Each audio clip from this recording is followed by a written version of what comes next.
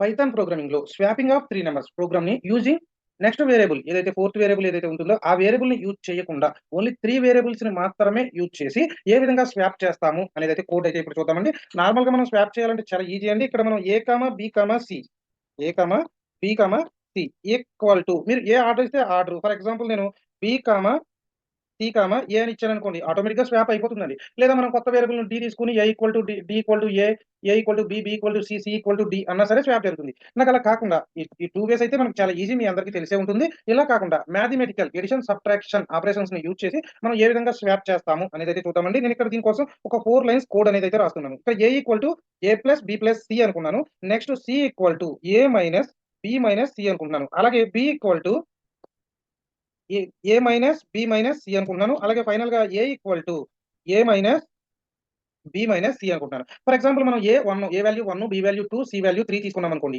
A equal to A plus B plus C అంటే ఎంత అవుతుందండి? 1 ప్లస్ 2 ప్లస్ 3 అంటే 6 వస్తుంది.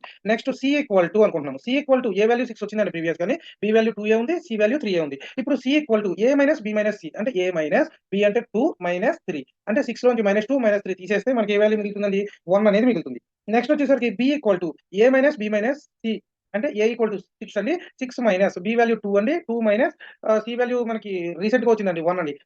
2 - 1 అంటే 3 తీసేస్తే మనకి 3 అనేదైతే వస్తుంది. నెక్స్ట్ ఫైనల్‌గా A equal to A minus B minus C. A value 6 అండి. బి వాల్యూ మనకి రీసెంట్‌గా వచ్చింది 3 అండి. సి వాల్యూ రీసెంట్‌గా వచ్చింది 1 అండి. అంటే 6 - 3 - 1 అంటే 2 అనేది వచ్చిందండి.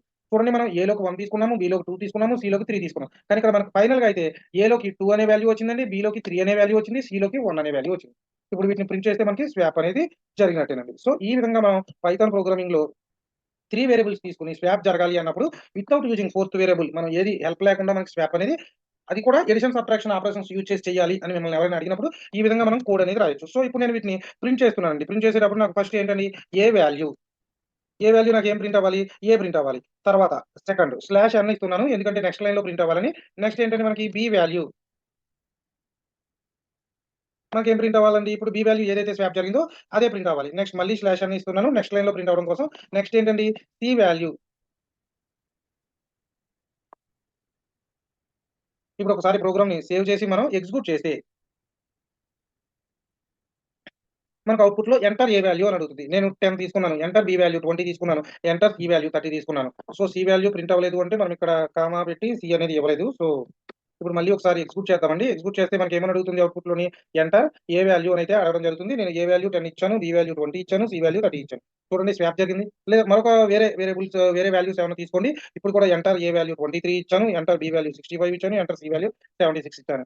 స్వాప్ అనేదైతే ఖచ్చితంగా జరుగుతుంది. ఈ విధంగా మనకి 3 వేరియబుల్స్‌ని స్వాప్ జరగాలి వితౌట్ యూజింగ్ ఫోర్త్ వేరియబుల్ అది కూడా అడిషన్, సబ్ట్రాక్షన్ ఆపరేషన్స్ యూజ్ చేసి అన్నప్పుడు కోడ్ అయితే ఈ విధంగా రాయొచ్చు. ఫ్రెండ్స్ వీడియో నచ్చితే లైక్ చేయండి. అలాగే ఛానెల్‌ని సబ్స్క్రైబ్ చేయకపోతే సబ్స్క్రైబ్